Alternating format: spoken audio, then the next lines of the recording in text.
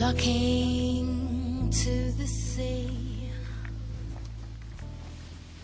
Bonsoir, bienvenue sur les sentiers de l'heure d'été. Cette semaine, on vous emmène là-bas, sur le mythique rocher du Mont-Saint-Michel. Alors pour ça, on a mis les chaussures de randonnée sur les traces des pèlerins du Moyen-Âge. C'est parti.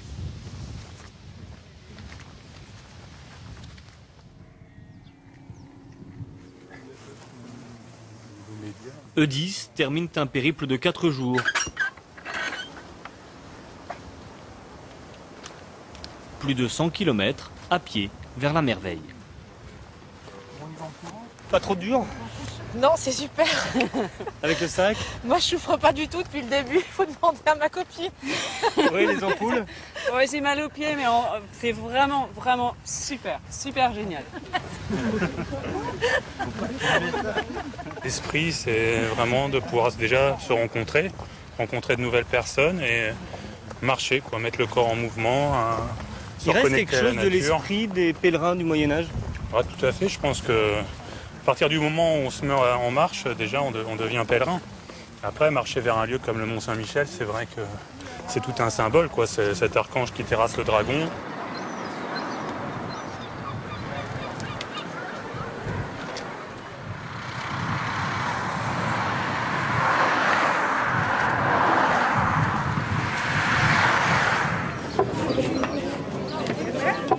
On m'a dit 33 marches. 1.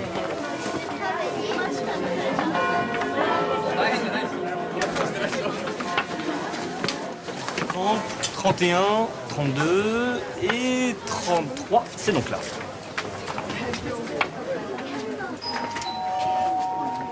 Au Mont, géré par la paroisse, la maison du pèlerin héberge les marcheurs pour une nuit, 2 maximum. Bonjour, la maison des pèlerins. Bonjour, bienvenue. Alors, c'est une arrivée. Oui. D'accord.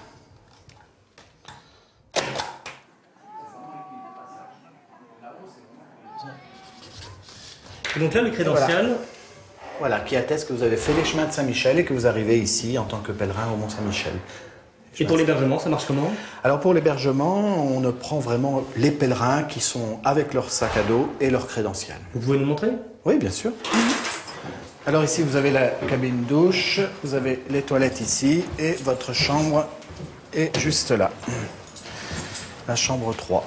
La chambre 3, c'est Voilà. des chambres pour les pèlerins uniquement. Les chambres pour les pèlerins uniquement. Il y a 5 chambres, enfin 4 chambres et une toute petite chambre vraiment qui n'a pas de fenêtre, mais bon, qu'on la donne vraiment occasionnellement. Je dirais que c'est vraiment 4 chambres officielles qu'on donne. Donc avec cette vue.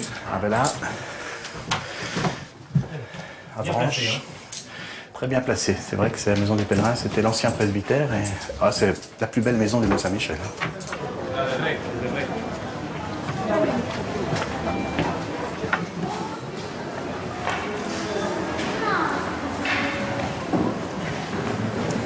Donc ici, on est désormais dans le sanctuaire du Mont-Saint-Michel. Voilà, on est dans l'église paroissiale, mais cette église paroissiale a une double fonction, puisqu'elle est paroisse, hein, il y a des mariages, des enterrements, des baptêmes, mais il y a aussi le sanctuaire de l'Archange Saint-Michel. Depuis que l'abbaye est devenue monument historique au siècle dernier, cette église a le statut de sanctuaire. Et les pèlerins le savent?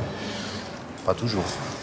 Alors ils vont là-haut, bien sûr toujours, parce qu'il y a quand même des moines qui sont là-haut, donc il y a quand même des offices matin, midi et soir à l'abbaye, mais l'église paroissiale a aussi sa messe des pèlerins tous les jours à 11h.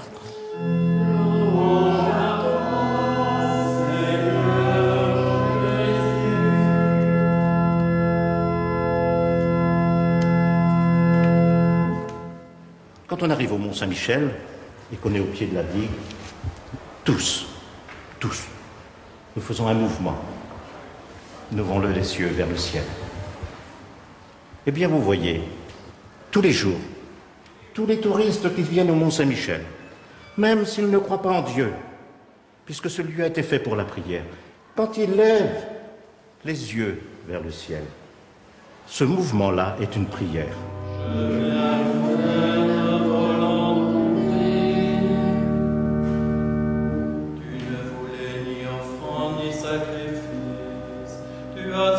On est venu juste, on est garé à l'hôtel et puis après on est venu à pied juste à 2 km en fait. En pèlerinage. Pèlerinage, oui.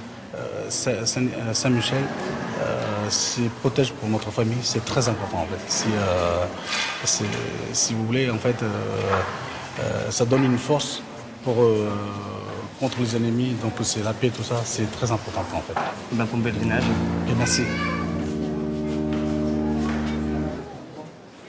Pour aujourd'hui, notre chemin s'arrête ici, à l'église Saint-Pierre.